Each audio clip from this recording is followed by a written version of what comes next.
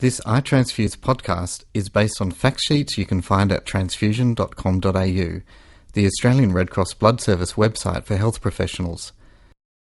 What is donor selection? Donor selection is the process which determines the eligibility of a donor to donate blood on any given day. What is the reason for donor selection? Donor selection has two purposes: to prevent any harm to the donor and to prevent any harm to the recipient from the donor's blood product.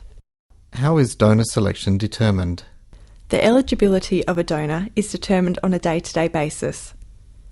Every donor has to fill out a donor questionnaire form prior to every donation. This form has several sections that all need to be answered honestly and to the best of the donor's knowledge. It is a legal document. Included in this form is information about the donation process and details of any risks. There is a series of questions for all donors about their past health since their last donation, any travel history, and finally a donor declaration. Why does the Australian Red Cross Blood Service ask about past infections? Questions on infection and past health history are necessary as all infectious diseases have window periods. The window period is the time between exposure to a virus to the time it is detectable by our tests.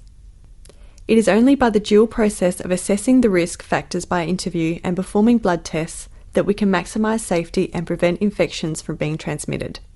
There are also infections with no available screening test, so donor history is of great importance to prevent transmission of these infections.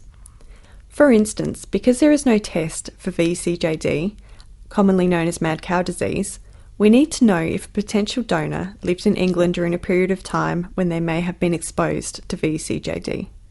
What happens once the paperwork is completed? Once the donor has completed the form, they will move on to a confidential interview with a trained staff member in which the answers on the form will be checked. The donor is then required to undergo a mini physical health check, including a finger prick test and blood pressure check. What is the purpose of this finger prick test? The finger prick test collects a drop of blood that is used to check haemoglobin level. Why is checking the donor's blood pressure important? The donor's blood pressure is checked prior to donation to ensure that it falls within the guidelines. Not too high, not too low. If it is outside the parameters, allowing a donation places the donor at an unnecessary risk. How does the blood service determine whether a donor should be deferred? The guidelines used by the Australian Red Cross Blood Service are compiled in a document called Guidelines for the Selection of Blood Donors.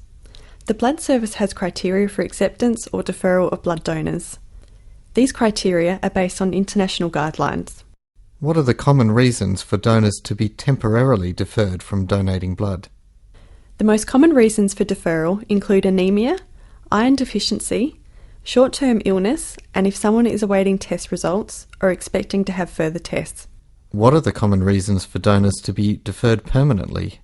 Common permanent deferrals include past intravenous drug use, severe reactions from previous blood donation attempts, and spending 6 months or more in a VCJD geographical risk area.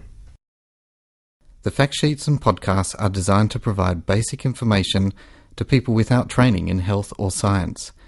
They are not intended to be medical or professional advice. The disclaimer on transfusion.com.au applies to this podcast.